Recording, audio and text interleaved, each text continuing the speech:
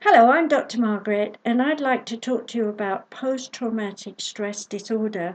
I have done a radio show on it, and I'd like to expand on that with this video. You know, everyone is focusing on virtual reality and they're testing the brain to see about visual connotations in how it's going to help soldiers recover. But more importantly, I want to point out that we're all in trauma. I know all about trauma because I was born during World War II with bombs dropping around all the time. So by the time the war ended, I was a nervous wreck. But in terms of my psyche, I was also very aware of many of the soldiers, including my father, that came back from the war, who were all in a great traumatic stressed state.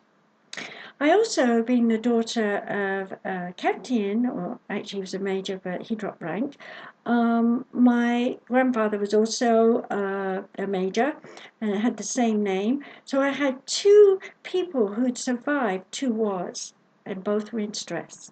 So here I was learning how to handle post-traumatic stress from two wars. And on top of that, listening to my spirit guides, as well as healing all the war casualties who were part of my father's regiment. So I cut my teeth very young on trauma. By the time I was an adult, I'd been through lots of different things that happened, and I'd begun to realize just how the five senses are stimulated in the womb, and I'd like to share that with you. You know, each of us thinks about our consciousness, our brain, and the way we process our point of view. And we also know that we've studied a lot and we've learned psychology, psychiatry in terms of how to behave, our moral and ethic codes, our standards, our rules and regulations. And we adapt ourselves to all those things that are coming at us from our environment.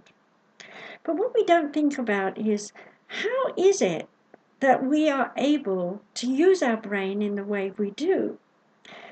Well, doctors have been studying professor levels of research to prove how the brain works. And while that was going on, and I was learning those kinds of things as well, I was busy thinking about what makes the brain work in the first place. So here am I about to share with you. When a spirit decides to be born and come into the body of a mother, there must be a sharing. Spirit to spirit, heart to heart, mind to mind, body to body. And in the process of that unity, the spirit that is to be the mother's child must take on her emotional mental states. In other words, develop within itself the RNA of her being as well as the DNA of ancestors.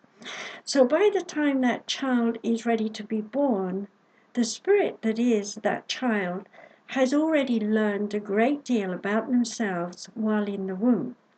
And as soon as the mother's womb contracts and the baby is pushed out of the canal, birth canal that is, then the brain is stimulated by the spirit self to feel. And when the baby is born, whatever is happening, the baby is sensory to touch and to the energy of those people that are in the room.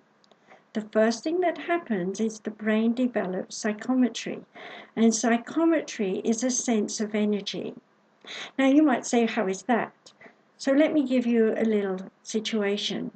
You're a soldier, you're walking down the street, you've got your gun, and you're thinking, there could be a sniper anywhere that could take a pot shot at me. So my senses are, is there somebody around me? Do I feel any energy? Does it feel negative around here? And as you start to feel and sense the energy around, it is your spirit that can pick up the energy of another human being or an animal. And suddenly you're on alert. Now, the next thing that happens is you use your vision. You're looking around, what can I see? While you're doing that, your brain is taking pictures. So now your brain has stored sensory perceptions about energy as well as what you see. the combination of those two begin to stimulate you to listen. Now, assuming you're not born deaf, you are hearing sounds. If those sounds are sharp, sudden, unexpected noises, they're going to make you jump. And in that moment, your adrenal glands are going to dump adrenaline. You're going to go into an alpha state, which we call a hypnotic state, where your sense of perception of your feeling of self and other things around you is heightened. So you're very much on alert physically, and at the same time your eyes are dashing here and there, so you're actually taking in a tremendous amount of information that your brain is processing. Now it's processing this because your spirit self is saying, you must survive, you've got more to do in this life.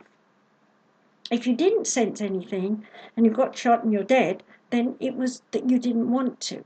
It's a simple thing. We have the ability to make choice, and that choice is whether to fight or run away, flight. It's a basic survival energy. Now, while you're busy looking around and you're listening and you've had a shock, your body is running in trauma. You're now doubly aware, doubly conscious of what you're doing. At that point, you're sensory to everything you're physically touching, how your feet walk, or the clothes you're wearing, how you stand, how you project who you are and your personality and character out there into the world. You want to be in command of yourself, and you want to be able to do everything very nicely. Now, while all those senses are working, you're also smelling. You could be smelling fumes from fires. You could be smelling food that's cooking nearby. You could be tasting the smoke. You could be tasting the food. So now you're very heightened in awareness to your five senses. It's your brain that's putting them all in order in your subconscious, saying to you, this is safe or this is not safe. You have a choice to be involved and do more or run away and hide, right? So now if we think about being a soldier, you're trained to be doubly aware of everything you're doing, because any second something bad could happen. So now you're in acute awareness. Your brain is doubly active and your spirit is saying, be aware. Be aware of your other mates. Double check they're safe. Double check your thoughts, your ideas, your feeling. And every little thing that happens, you're on the edge of the sensory perceptions of how your body is functioning. At that point, your subconscious brain is processing all the events that you've seen throughout your life. So let's go back to being a baby. And you're born. You come out of the birth channel, you've stimulated yourself to feel your body. Now the nurses are pulling you around, they're checking you're healthy. That is trauma to you. That's the first trauma you have in this life when you are handled. Now, the nurse may be very careful, the doctor may be very careful. Depending on how you're born, it could be that you've had a cesarean birth or forceps delivery or just natural. But whatever it is, when you're being touched, that's the first shock you have that stimulates your brain to be aware that you are alive and you're surviving. Now, however gentle the person may be, if they're unrested, in other words, they haven't had much sleep and they're stressed, even though they're smiling, you as an infant baby, through your spirit self, will feel uncomfortable because their energy is projecting their stress towards you. And you will learn at a very young age that there are two types of people in the world, the stressed ones and the happy ones. Oh yes, you might find a few that are neutral, but there aren't many. So by the time you've learned to open your eyes and look around and focus, your brain is already saying, whatever I see, I'm having an emotional tie into what I feel through psychometry, the sense of feeling. Now, while that's going on, the neurons in your brain are making patterns. We call them neural pathways. And as you make those patterns, you begin to believe in a conscious way that this is the only way you can function. Yes, your conscious mind is focused on running the same pattern in the same style for every day of your life. And you're happy with that until you start growing up. And you start to realize there are lots of things that I'm told that I don't believe. There are lots of things I'm made to do that I don't want to do. There are lots of disciplines that I'm up against that seem to harm me. So you go on alert and you start to double watch everything that's going on. You get cautious. You question every thought that you have. And with training in time, your neural system from the brain is anxious, worried, and very, very careful. And of course, your spirit self behind that is saying, what did you learn? What do you believe about your life? Are you aware of yourself in command, or are you afraid? Are you able to stand your ground and do everything that you've been taught to do in the right way for you? Or are you worried? Are you panicking? Are you nervous that your life could end? Are you taking on too much responsibility? Now, let's think of a commander in the forces. Let's think of an air pilot. He's flying one of those very fast planes with other people on his wings. They've got to make the right maneuvers. They've got to find the right target. They've got to do it as quickly as they can. Now, just think how quickly their brain is working. Now, think of a computer. And just think how fast you search something and up comes all sorts of choices you can make. Your brain's the same. And where does that choice come from that you finally make? From your spirit self. So your instinct, your intuition is the uppermost directive thing that causes you to do what you do. If you lose your instinct, if you don't listen to your intuition, if you ignore your psychic skills, the extrasensory, say it right, the extrasensory perception that there is danger nearby, okay, harm's going to come to you. So in acute situation, when you're on the edge, using all your five senses to make sure you survive, your brain is storing every second of how you feel and how you think and what you're doing. And it will also compare those seconds with every other second in your life. If you've had a nervous upbringing, if you've had a nervous mother while you're in the womb, then you're going to be doubly nervous when you're on the front line trying to lead your man or survive. On the other side of the fence, if you're not in the forces, but you're, say, a nurse who's helping out those people, you will empathize and sympathize with them, and you will suffer their trauma within yourself. If you're the wife of a soldier, you're going to go through the same trauma, worrying about their life, where they are, whether they're safe or not. And every little bit of news that you hear is going to shock you. And every shock you hear is trauma for you. And every trauma means that your nervous system is on the edge. So whether you're a child, a mother, a father, on some level, while your soldier person is away flying a plane or on the front line, you're in shock, you're in trauma. And of course, you need help, you need counseling. Now, the key here to all this trauma is that when all the five senses are on the edge, as it were, you go into an alpha state. That alpha state is hypnosis, and hypnosis is a psychic moment. And that psychic moment is when your spirit self says, learn quickly, make a decision. It's okay. You're safe to move forward or withdraw, retreat, live to think, and do something later. We all have that choice. If we don't listen to it, we put ourselves in danger.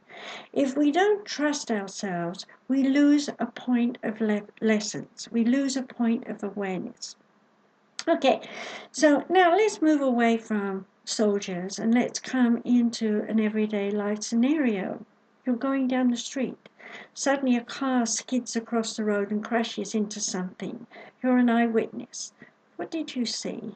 Were you looking? Were you guessworking? Were you in your intuition?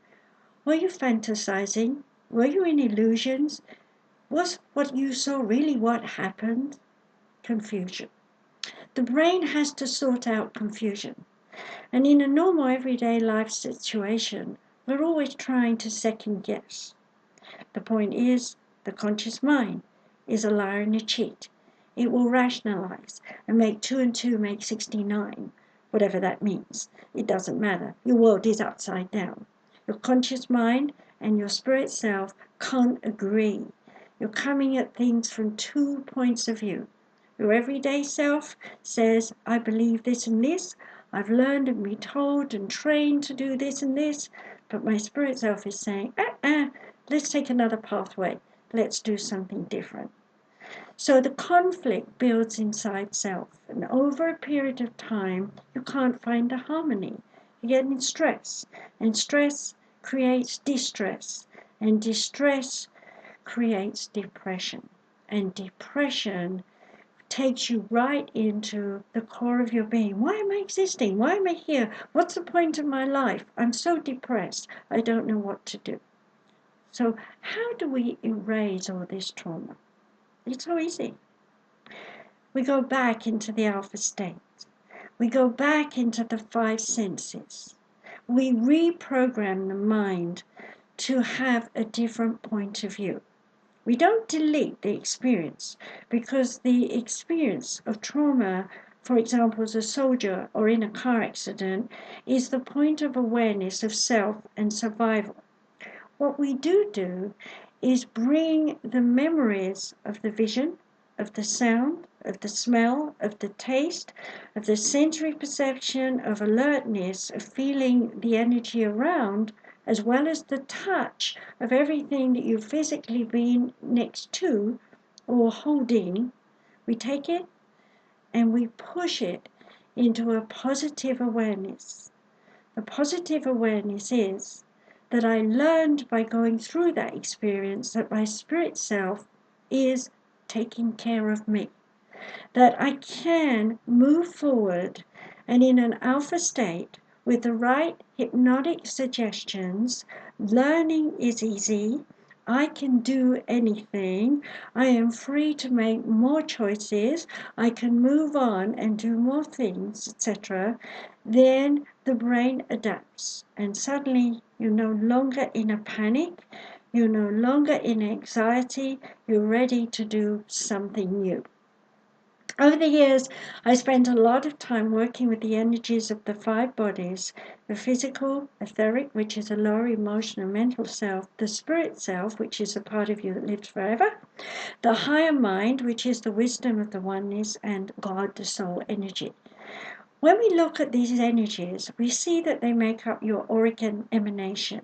And when we look at your auric emanation, what we actually see is a vibration, a resonation. That resonation hits everyone else you meet. We interact, we share these energies, and we share in peaceful times love, trust, and so on. But when we're at war, we're not safe because we're not sharing peace and love, we're sharing anger, we're sharing the irate self that feels invaded, we're hitting back, we're in judgment. And when we're in that space, we can't find that inner peace. We can't find that tranquility. So finding inner peace comes back to shifting the brain's point of view. And to do that, we need to tap into the deep subconscious, bring the spirit self forward, and manifest an awareness of rebalancing the 5 bodies. The 5 bodies are held together by chakras. Chakras is an Indian word, but it means vortex of energy. When we redirect the energy of the chakras and realign the 5 bodies, the brain adapts and we become peaceful. We can come to terms with the journey we've made. We can feel happy about all the bad things that happen because we now know we've learned a great deal by that experience. And when we come to terms with our life and the things we've done, and we find peace in the lessons we've learned, we begin to realize there's still more to do in our lives. There's still more to move on. You have seen on the news that there are men who have been damaged by war. They're not moaning, they're not depressed, they're active. They're walking on new legs, new arms, whatever it is they have. They're working hard, they're moving forward, they're making something of their life. Why? Because they've self-hypnotized to say, I can do anything, I can move forward, I can be the person I want to be. Men and women all over the world do this to themselves all the time. In fact, even you watching me will have found that times if you are depressed, you've suddenly clicked in your mind, come up with a new idea, and suddenly you have a new energy and you move forward and you get out of your depression. But if you're listening to me and you're one of these people, whether you're a wife, child of someone who's in stress and trauma, they know in the mirror image that you are empathizing and you are sympathizing with them and you're taking on the same depression. You have to find yourself. And to find yourself, you need to tap into the power of your spiritual essence, the being of you that is wise and full of love. And know that you can heal yourself by putting yourself in hypnosis, in meditation, and telling yourself you don't need to focus on what is wrong. You need to focus on what you are, what you've become, and what more you can do. Now, you may say, well, I can't do this alone, and I understand that. So if you live nearby someone who is a hypnotherapist, then by all means seek their guidance and counsel. Check that they are trained in dealing with trauma. You don't want someone who's just dealing with vocational things such as improve your golf game.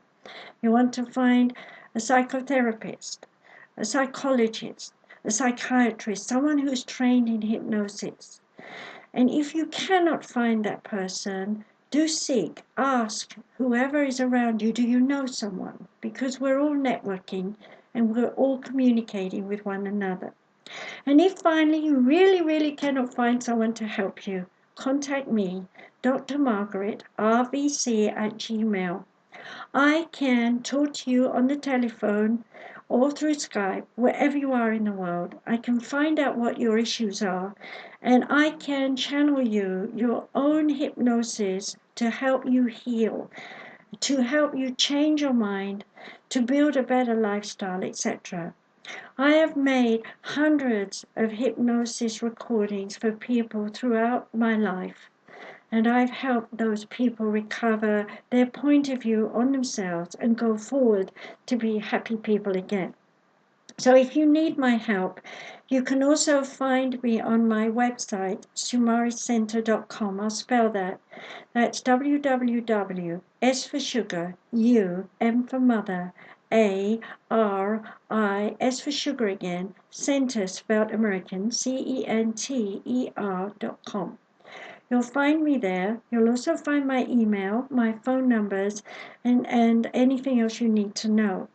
You'll also find out that I have developed 7 therapies that also move the energy of the 5 bodies and balance the chakras. So those things are available for you as well to overcome memory, stress, disorders, and heal yourself. I want to thank you for listening to me, and I hope that you will find your way to overcome your post-traumatic stress disorder, whether it comes from your birth, something in school, to a marriage, to war. There's lots of things that give us stress. And when we think about it and go over and over it on a conscious level, making ourselves worried sick, full of anxiety and stress, we get depressed. So trauma is not necessarily being at war. Trauma can be in your own house with your family. So whatever your problem is, do reach out and get help. Get a counselor, get hypnosis, and reprogram your brain to see a better point of view, to see the world with new eyes, to hear the world with new ears, to feel the world with fresh stimulation of energy around you, new friends, new activities, and to have plenty of creative things you can do where you can touch and develop that power self from your spirit self that says, I can do anything. Thank you for listening. Stay well. Bye bye.